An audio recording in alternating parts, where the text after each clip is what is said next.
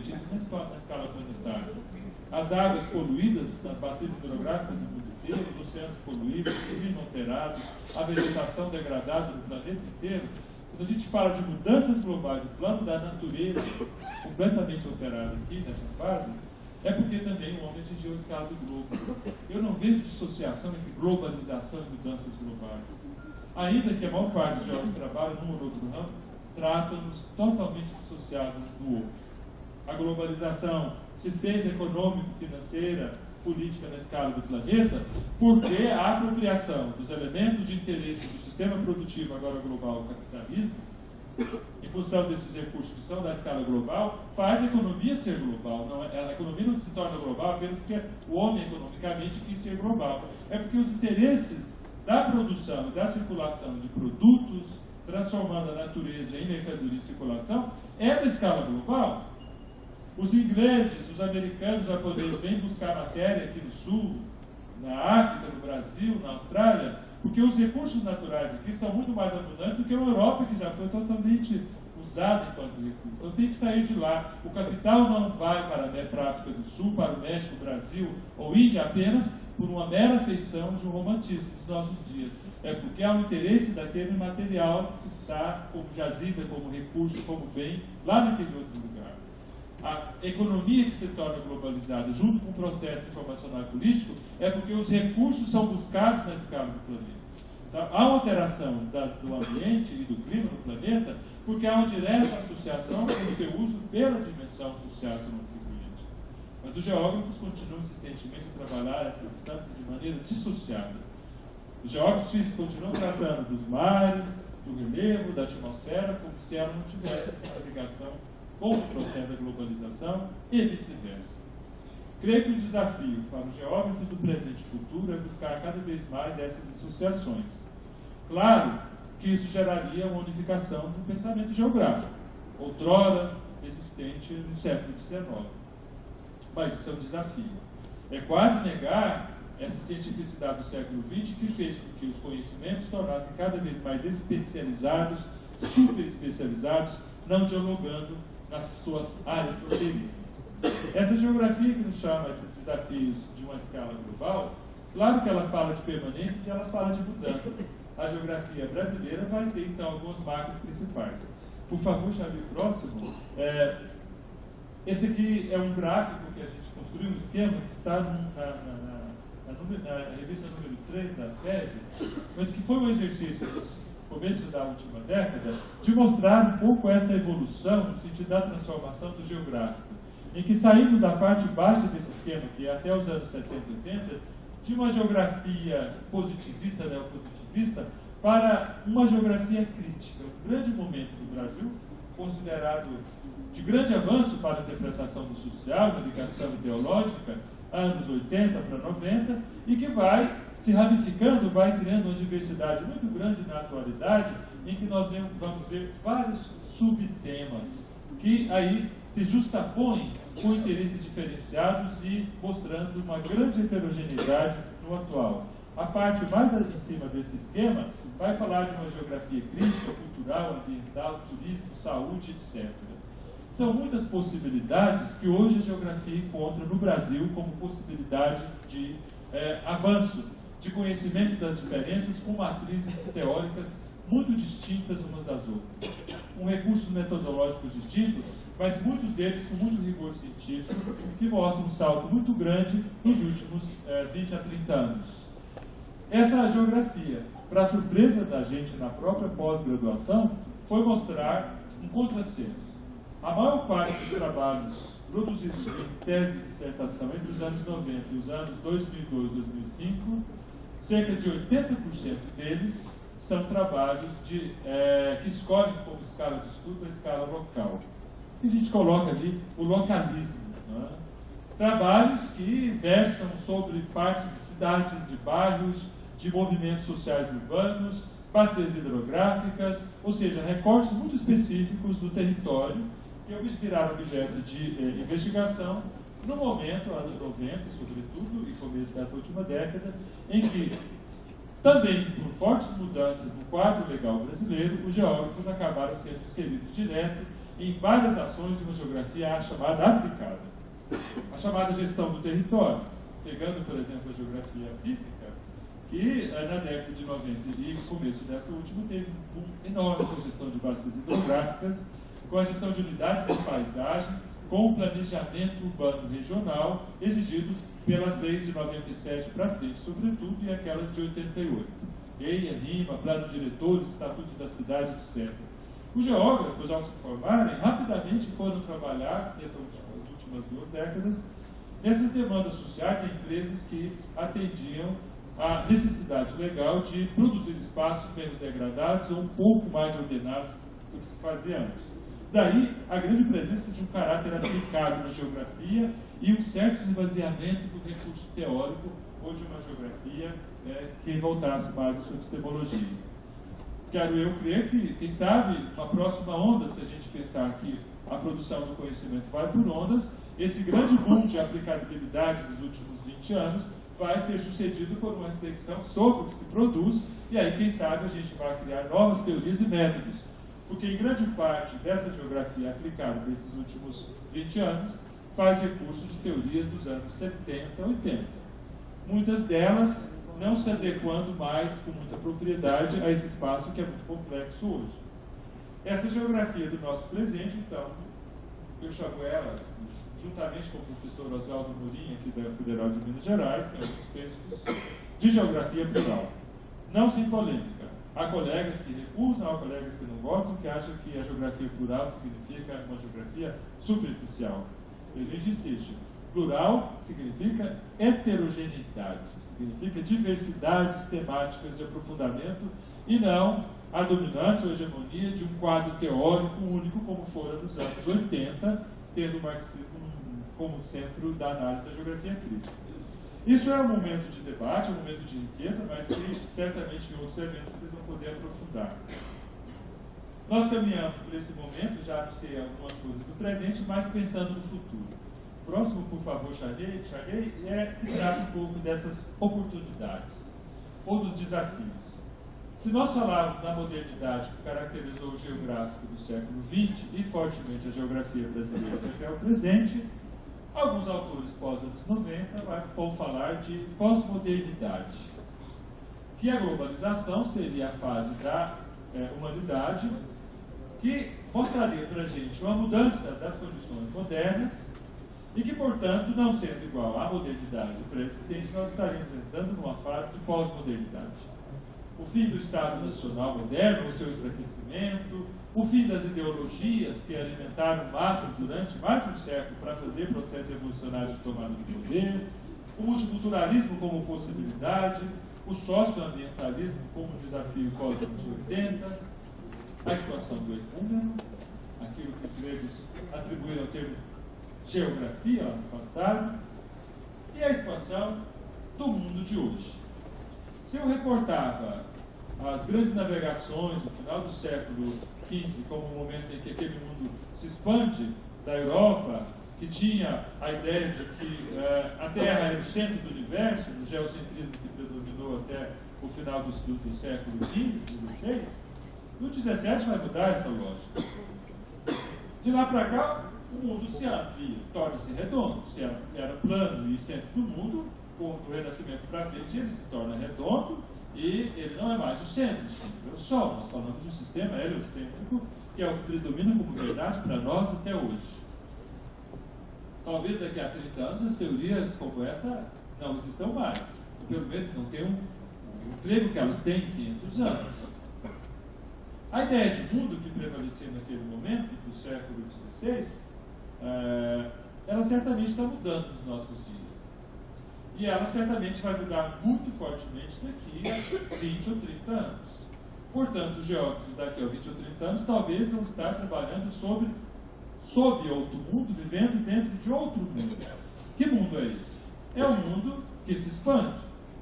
É um mundo que agora, nesse momento, em função da globalização, das mudanças globais associadas, já nos impelem ou nos chamam a pensar numa outra coexistência nesse mundo que é a Terra. Nós deixamos de pensar já nesse momento fortemente o Estado-nação do século XIX, que foi o momento que surgiu a geografia, que era o conhecimento que foi criado e tornado ciência para dar subsídio ao Estado Nacional, descrevendo os espaços, as suas riquezas populações para o domínio dos Estados mais fortes, dominando os mais fracos.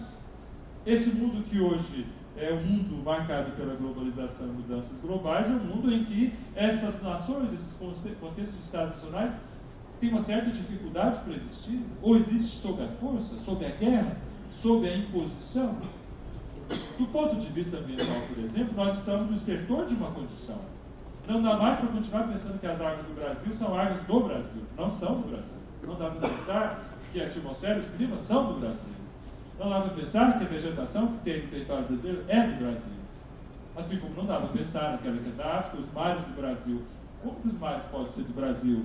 Se as águas estão em permanente movimento e a gente tem só uma marca fictícia ali de 200 milhas, que vai à costa brasileira, aqui é do Brasil. Mas eu saio das 200 milhas e eu pego um mapa e vejo lá tudo recortado. Olha a parte aqui de domínio americano, a outra japonês, a outra ali. Ora, a Terra está toda recortada. É isso o papel de uma geografia desse momento no futuro? A mim não parece. Porque está muito claro hoje que os problemas de qualquer lugar do mundo não se resolvem mais no seu próprio lugar. Não é algo de um país. Se eu penso ambiental, se eu penso econômico, nós estamos, por força dos processos globais, sejam eles da natureza, sejam eles da sociedade, numa condição histórica que torna-se completamente impossível continuar administrando a Terra recortada por territórios como o Estado Nacional fez no século XIX. Impossível. É necessário investirmos cada vez mais nos tratados internacionais, nas negociações, para gerir a Terra. Falar em globalização e pensar em gerir a Terra. Estamos, eu creio, nos estertores de uma condição de que os Estados nacionais não resolvem mais os problemas criados por uma humanidade dentro ou na superfície do planeta. Então, essa mudança de escalas de tratamento, ela não deve ir muito longe. Eu não creio que em 2050 nós vamos estar com o planeta dividido como ele está, nas forças como ele está, pensando os Estados nacionais. Hoje, há muitas reuniões, muitas instituições que tratam da dimensão global. Claro, são os países mais ricos que mandam, que determinam políticas que acontecem aqui no Afeganistão, no Iraque, na Bósnia, no Paraguai, no Brasil. Há uma escala de políticas de gestão do planeta e do mundo hoje que não diz mais respeito ao século XIX que uma geografia nascente. Portanto, nós somos impelidos a tentar afrontar e ir além das escalas, as escalas do território moderno, porque os problemas não se configuram mais somente dentro deles.